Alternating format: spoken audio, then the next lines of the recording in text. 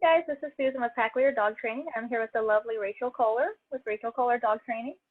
So we're here for what, week 7? Yeah. Yeah. Get that right this time because that's what we said last time. Right. This is the 7 we were waiting for. Yeah. All right, let's hop right in. All right. So for my first question, I have, what is the difference between an emotional support animal and a service dog?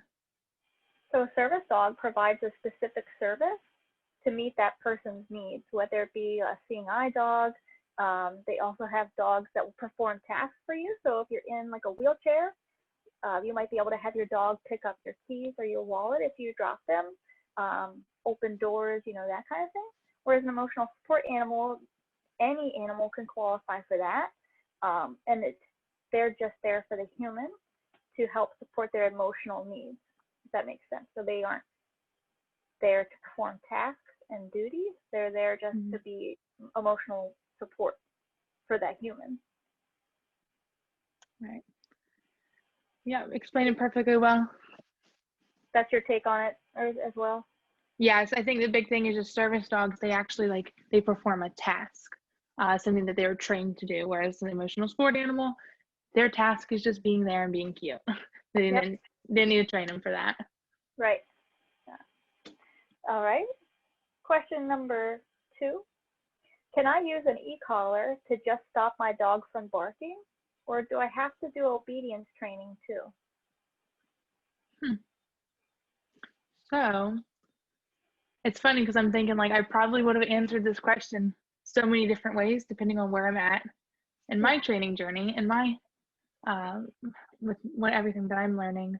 But I guess technically speaking, yes, you can use an e-collar to correct an unwanted behavior. So I guess yes, you'd have to be really careful about your timing.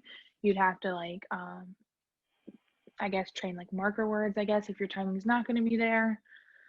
And then I'm just gonna kind of go off to say, then that's, for me personally, I wouldn't want a training tool just to be all correction and not fun. Now when I take out my e-collar, my dogs know we're gonna go do something fun because I've trained them on it. So they know oh, we're gonna go on a hike, we're gonna do this, we're gonna do that. Right. Whereas if you're just correcting your dog with it, it might suck a little, but yeah, you can use it just to correct unwanted behaviors. Right. What do you think, Susan? Yeah, I was gonna say, yes, technically you can. And some people do, which that's your personal choice. But a good e-collar is about $200. And if you're going to get a good e-collar, I just find that kind of a waste, not use it to get them off leash capable with their commands. It's just a really good communication tool to get that off leash capability. So I would just find it kind of sad that you don't use it for anything else. Right. Personally. But that's your opinion, it's your dog. So yeah, you can use it just for corrections. And then just one more thing, there still is an art to it. So I still wouldn't suggest you just throw an e-collar on a dog and start pushing buttons. Right. There is less to an art when you're correcting an unwanted behavior rather than when you're training a dog with an e-collar. But do a little research on it, at least before you just throw one on your dog. Right. Consult a local trainer and go from there. Yeah. Nice.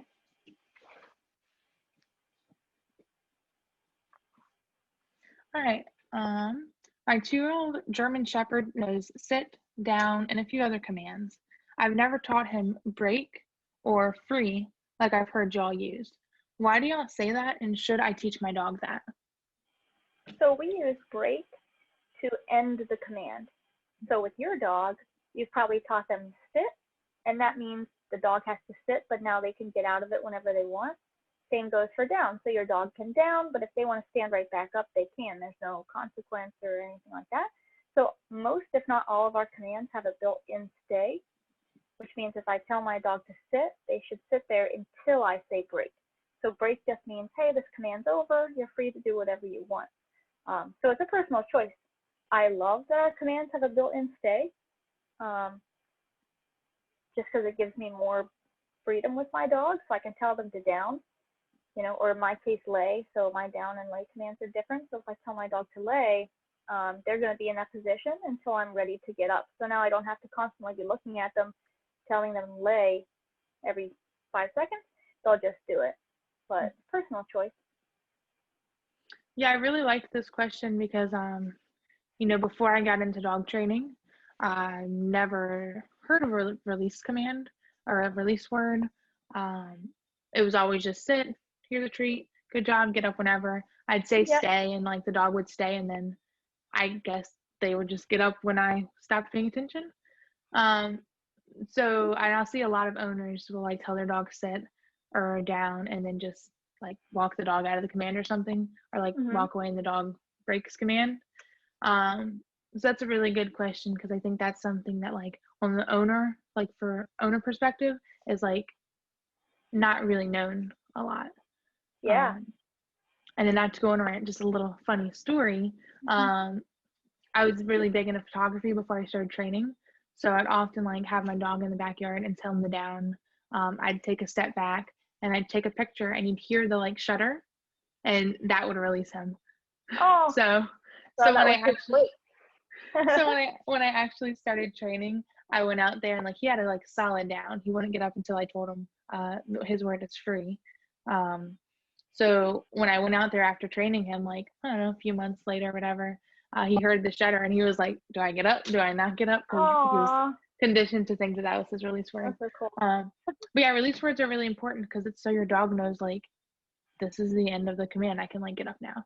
I don't think you can really have true duration unless you have a break command. Right. Or release word.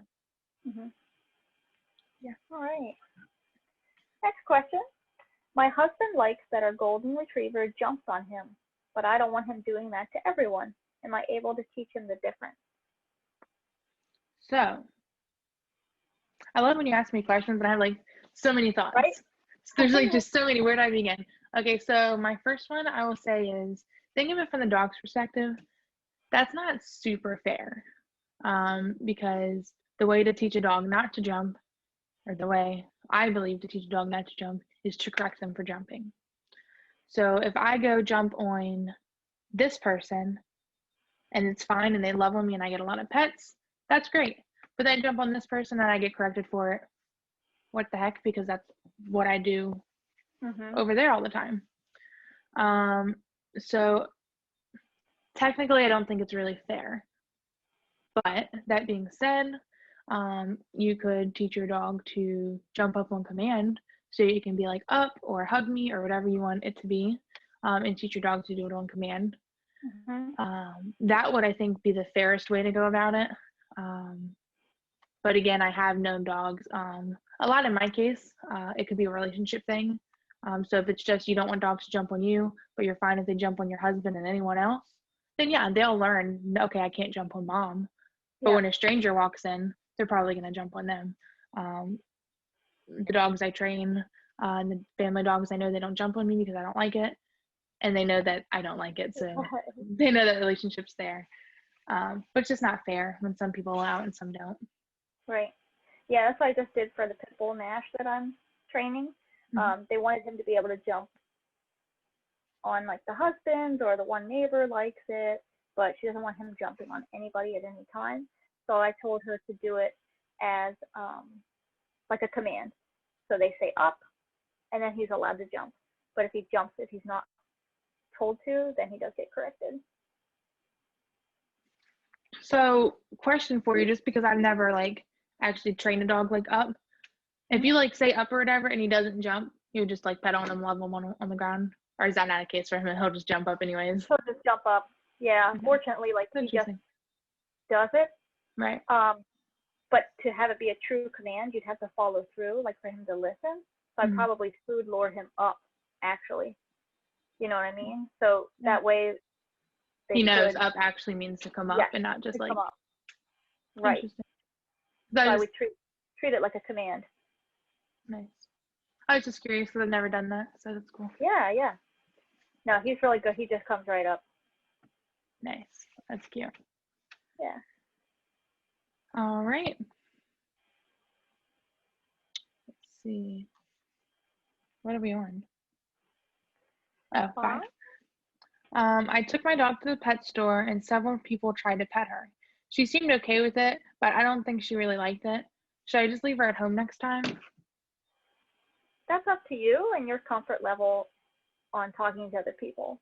So if I was you, I would advocate for your dog and tell people don't pet my dog. You could be nice at first, of course. Say no, please don't pet her. She's in training. Like that's the easiest way to go about it because technically she is. You're training her to just exist around people, and that usually gets more respect than just don't pet my dog because I don't want you to. Mm-hmm. Alternatively, if you're not comfortable telling people no, because humans make you feel bad for not letting them do things that they want to do. Mm-hmm. You could leave her home, but honestly, I would just create space and advocate for her. What about you? Yeah, that's exactly what I'd say. Try to be nice about it at first, like, no, please don't pet her. I would steer clear from saying that she's shy or things like that, because you're gonna get that person where, well, she'll be my friend, she'll like me, and they'll like make it a Right. mission. So just know she's in training. I've told clients several times before, I'm happy to say a dog I have is aggressive, because I don't want to argue with people. That's just who I am. I'm not like, when I'm out with my dog, it's because I want to be with my dog and I don't want to be bothered. Right. So I've had people really pushy, who's like wanted their dogs to meet. I think it was like 2 Chihuahuas on a flexi lead trying to come over. And I said no, I think 3 times. And finally I was just like, dog's aggressive. Like, Wow. so it's going to just be on your comfort level. I'm at the point where I'll just say whatever to get people to leave me alone when I'm with my dog. But it's hard. Like, I don't want to make it seem like it's just like, oh, just do it. It's definitely hard to do that. But so yeah, advocate for your dog if you can, and if not, then they'll just hang home. Yeah. Okay. How long can I train my dog at one time? I don't know, because I don't know your dog. I don't know what stage of training you're in. There's so many things.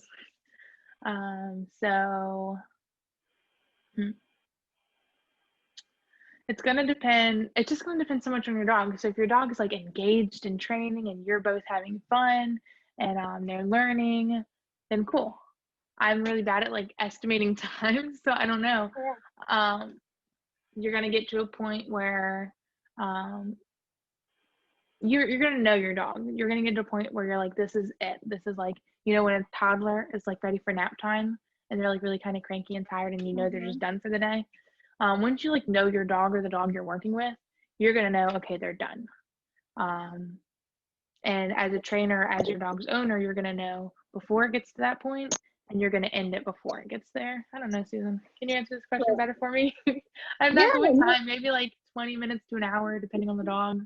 Right. Yeah, that's exactly right. So I've come across this when I do my one-on-ones. Normally I do like 20, 30 minutes, and then I'll talk to the owner for a little bit while the dog rests. And I had this puppy named Callie. She's a golden doodle, and she was probably 4 months old. And after like 30 minutes, I'm like, okay, I'll let her take a break. She lays down for like a second, and then she comes back over to me, acts engaged, and wants to work. So if you're going to act like that, I'll keep training you because she wanted to do it. Mm-hmm. So if your dog's still engaged, keep going. Like, it's fun for you, it's fun for them, then keep training. And then also, what are you doing? So are you doing duration work?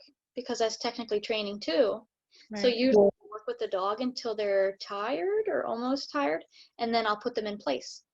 So that way they're able to rest, but they're also doing a duration command. So it could easily be 20 minutes up to an hour, Right. Yeah. Yeah, no, that's a really good point, because you brought up your lessons, and like with my training courses, I usually will like schedule like an hour, and like I'll tell the owners, I'm like, hey, it's about an hour. But sometimes you'll get that dog, especially in the beginning. The beginning, I think when you're first starting training, the sessions need to be shorter, because it's a lot for the dog. But then yeah, once you can start adding duration and start like working on different things throughout the training time, you can extend it. But it's just gonna know your dog, and you might not think you will, but once you start working with them, you'll know. You'll be able to tell. You're like, okay, they're done for the day, or they need a break. Yeah. Okay. All right. Question 7. I've heard y'all mention the out command a few times. What is that? So the out command just means to drop what's in your mouth or to get out of here. So, like I trained it with my dogs without even realizing I trained it with my dogs, because I just kind of made it up. So I taught them go on, which means essentially the same thing. Like, doesn't mean drop what's in your mouth, but it means like get out of here. So it's just creating space. And the dog doesn't know the difference. So if a dog has like a ball in its mouth, if you say out, they will drop it. And then if you would say out again, they should back away from it. So it's situational and the dogs pick up on it. I think out is really fascinating because it's situational, because it can mean out to drop a toy and then keep playing with it. It can mean outing a toy and being done, outing away from a person, away from food, away from whatever. So that's really cool. It's really useful. Like, that's how we actually work with like dogs that might be nervous or like make bad choices when things are going on. Like, so we teach them that if you're uncomfortable, you can move out of here. So it's not just I'm cooking, get out of here, but it also could mean like if two dogs are smelling each other and you could tell that dog's nervous, just tell them out so they can break apart. They don't make a bad decision. Right. And then just to emphasize what you said more, because I just love this command, it's teaching them to move away. It's because sometimes like when dogs are stressed, they'll just like freeze. And it's like, I can choose to just walk away. So like at the place we interned with, it was like a 3-second sniff rule. And it was really cool after a while to see those dogs. They would literally like just sniff for 3 seconds and they'd walk away themselves. Or if they'd get uncomfortable, they'd make space themselves, because over repetition of telling them to out, they're like, all right, oh, I'm just going to move away because that's an option. So it's really cool. That is really cool. One of her favorite commands. Actually, all of them are. I'm so awful. I love them all. What's the difference between pure positive training and the training that you guys do? So I'm not gonna lie here. The training quadrant, I mix up sometimes in my head. But I'm gonna go with purely positive to mean treat only training. I just call it treat only training because what's advertised as purely positive is not purely positive training, if we want to be technical. I think, correct me if I'm wrong, Susan, but I'm pretty sure according to the quadrant, it's not.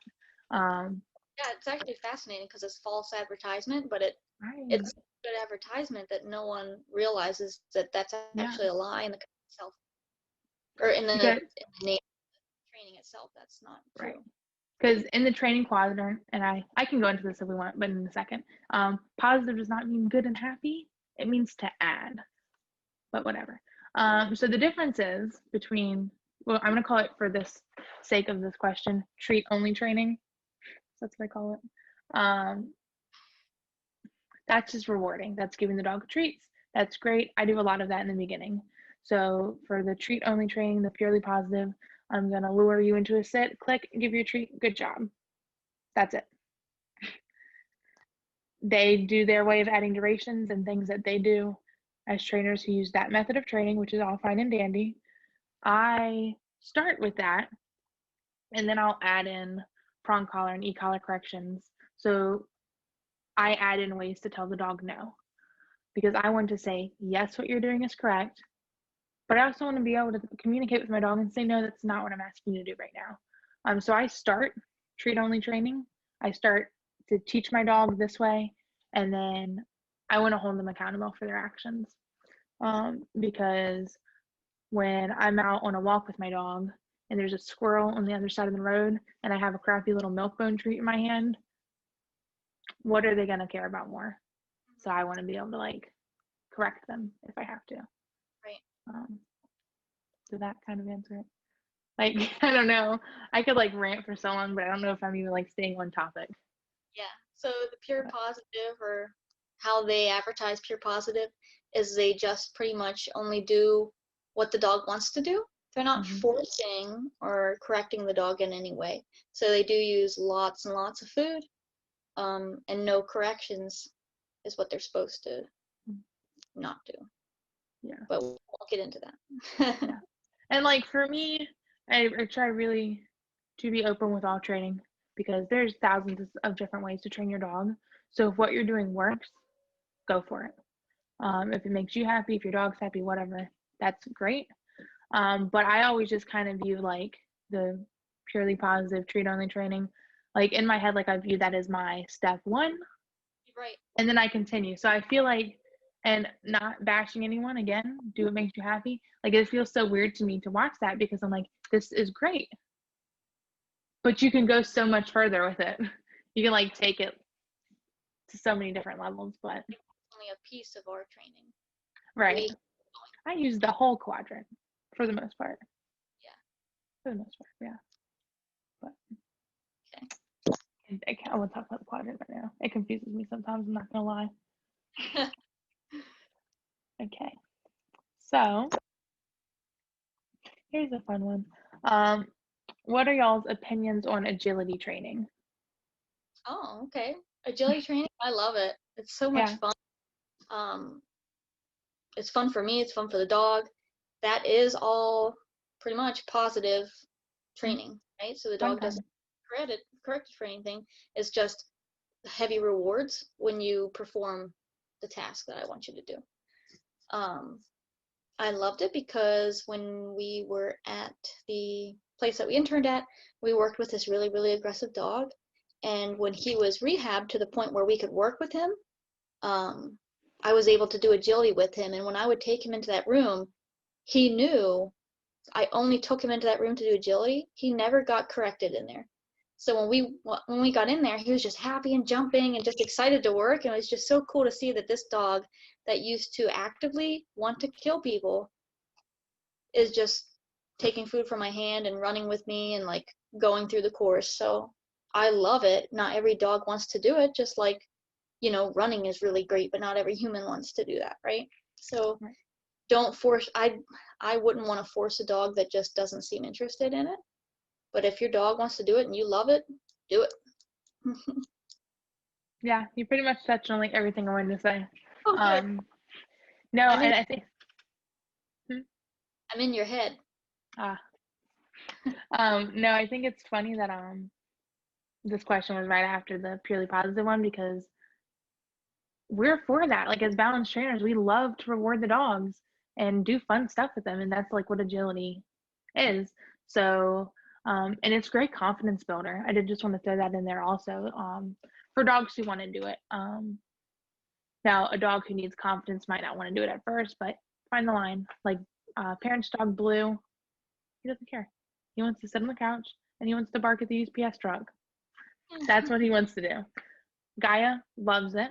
I have a video coming out soon of her doing agility, but it's a great confidence builder. It's a lot of fun. It is mental and physical exercise too for the dog.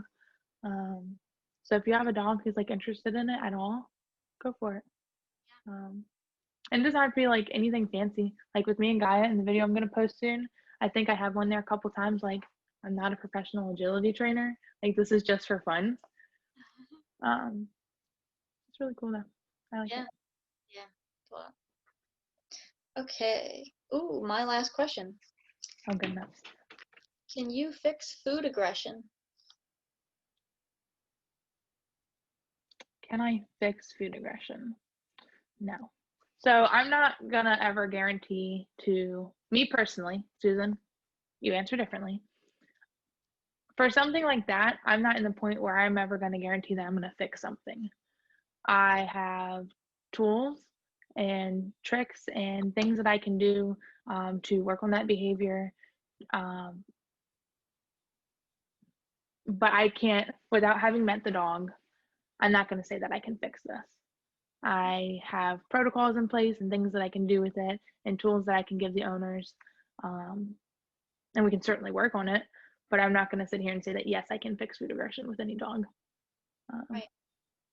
I can do, out is a great one. I know like food cleaning exercises, simple things like just having dogs sitting for their food. Like there's things I can do for that. But I don't feel comfortable just saying, yeah, I can fix resource guarding food aggression with any dog out there. Right. I think there's a level of maintenance as well. So if you had this, you know, us as trainers, I feel like we could say, yeah, like we won't have any food aggression because we're always going to be on top of that dog when there's any kind of food substance or resource Mhm. that it needs, we'll be there. Or if you're at like a picnic, I'm going to be vigilant and watch my dog, you know, Mhm. and ensure that someone else is going to be able to do that for their dog. So like she said, we'll be able to give you all the tools and what you need to do in every situation. But anything can happen, and there's a lot of variables like the other Mhm. people. You know, you can control yourself and the dog. What about everybody else? So Exactly. Yeah. That's what I was trying to say in a much much simpler way, but but yeah, it's definitely something you can yeah. work. So that was in shelters, they would always do the food aggression test. So they'd have a fake plastic hand that goes into the food bowl, and any dog that would react to that got euthanized. When in fact it's not a simple fix per se, but it's something that can be managed. You know, Mhm. so it's not, if your dog has food aggression, don't feel like, oh, there's nothing you can do for it, kind of thing. Right. Yeah, I think just yeah, I like what you said about we can do things, but it's gonna depend on who like keeps up with it and Mhm. who follows those protocols and stuff. So yeah, I think was that number 10? It Yes, was. right? Huh? That was number 10? Yeah. Oh God, okay. What? Yeah. Actually Because went you a lot had a faster than I thought it was gonna go. do what? I said that went a lot faster than I thought it was gonna go. Like Yeah, I've noticed that our last couple ones I think we're going quicker. we don't rant as But much. I'm really working on it. We're improving. Yeah. Oh yeah, So thanks for joining us, everybody. It was great. yeah, thanks for watching. We have an announcement that should be coming out here shortly. We're not announcing it yet because we've got details to plan. But we will be announcing something soon, so keep your eyes open for that. And as always, if you have any questions that you want answered, please comment them anywhere you put them. We're gonna see it. We're on Facebook, Instagram, and YouTube at Pack Leader Dog Training and Rachel Kohler Dog Training. Nice. So thanks for watching.